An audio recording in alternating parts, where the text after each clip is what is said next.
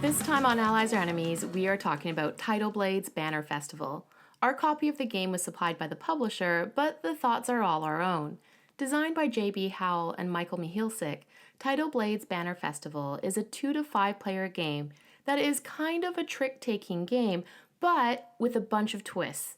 Set in the same world as Tidal Blades' Heroes of the Reef, and with the same terrific art from the team of Mr Cuddington, Banner Festival has players racing jet skis, collecting fruit, and placing banners in the brightly colored market docks of Naviri.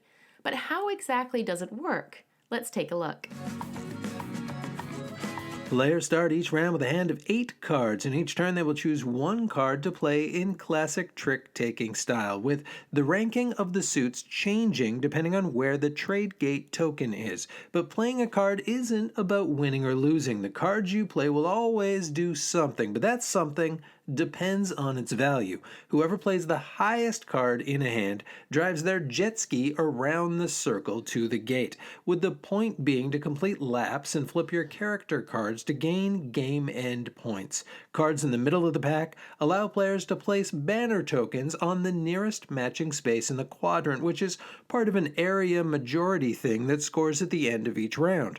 And whoever plays the lowest card gets to take the action on the card and choose where the trade gate will go next round, and thus the order of the next set of suits. Some of these things will also get you fruit, which scores every time the supply in the middle runs out. After 3 rounds, players have one last fruit and banner scoring, and then add this to the points for saved cards and jet ski cards, and the player with the most profit is named the greatest merchant.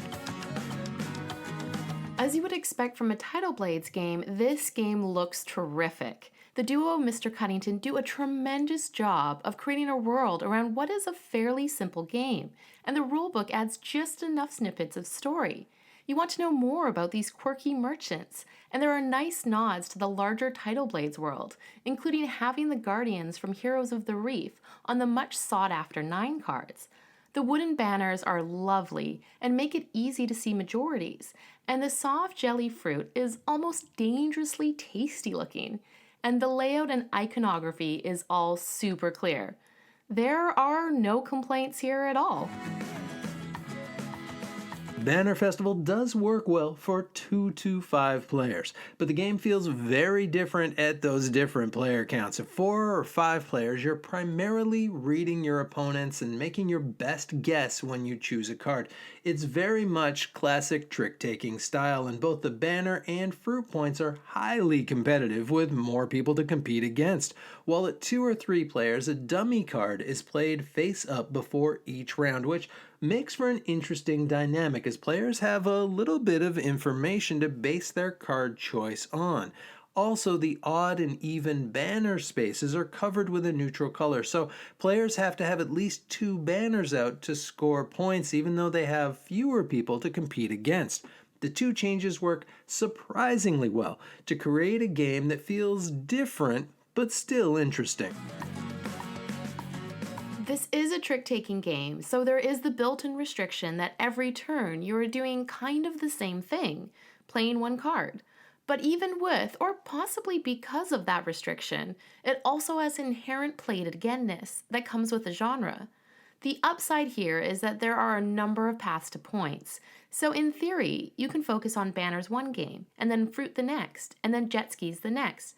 In practice, however, you do need to play the cards you are dealt, so that path often forms itself for you, and the unpredictability of your opponents will almost certainly thwart your plans. But regardless of your path or your plans, almost everything in this game gets you something. And while there aren't a lot of huge moments, there is an interesting parity to those paths that tends to lead to the tight victories that make people wonder if they could squeeze out just a couple more points next time out. Tidal Blades Banner Festival is a tricky game to grade on first impressions. It's not what we expected. either from a Tidal Blades game or from a card game. After our first couple of games, we weren't really sure what to make of it. It felt like everything gave us points, but after a few more games, we saw our average scores rising and our strategies starting to take shape, and it has grown on us a bit more with every play. There is a certain simplicity to it and a bit of luck of the draw, and some players will miss the lack of big plays, but it does have a bit of that comfort game quality of something you can pull out with just about any group and have everyone leave feeling good about the experience. If you like card games and trick taking but want something with a few more bells and whistles and a bit of production, this island could be worth a visit. And that is it. Have you played Banner Festival? Are you excited about the other Tidal Blades games that are also coming soon? Let us know in the comments. And please do like and subscribe, and hopefully we will see you all next time for another game.